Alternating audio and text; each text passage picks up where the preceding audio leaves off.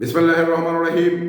এই বাংলাদেশে আওয়ামী লীগকে আবারও যারা পুনর্বাসন করার চেষ্টা করবে তাদের অবস্থা একেবারে ভয়ানক হবে।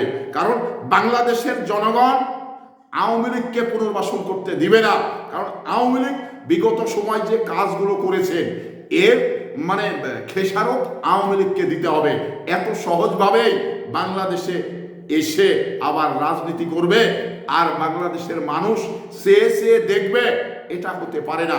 সেনাবাহিনী কেন, যে বাহিনী হোক, এখানে এর আওয়ামী লীগকে পুনর্বাসন করতে চাইলে অবস্থা যে ভয়ানক হবে এতে নিশ্চিত, এখানে কোনো দ্বিধাদ্বন্দ্ব নেই। তো আমি মনে করি সর্বোপরি আপামর এই বাংলাদেশের জনগণ সবাই চাচ্ছে যে আওয়ামী লীগ বাংলাদেশে যেন না ঢুকতে পারে। কারণ আওয়ামী লীগ বিগত সময় যে অন্যায় অবিচার করেছেন, যে লুটপাট করেছেন, আপনার নারী দর্শন করেছেন, গরু চুরি করেছেন, মোটরসাইকেল চুরি করেছেন, যুবলীগ, ছাত্রলীগ, বিভিন্নভাবে আপনারা দেখেছেন যে এই সিলেট বিশ্ববিদ্যালয়ে একজন স্বামীকে ধরে বেঁধে রেখে ওয়াইফকে ধর্ষণ করেছেন।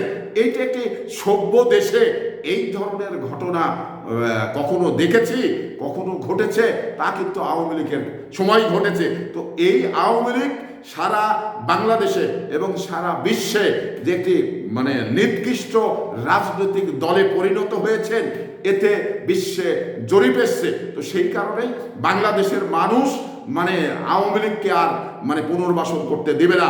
বাংলাদেশে আর রাজনীতি করবার আওয়ামী লীগের সুযোগ নেই।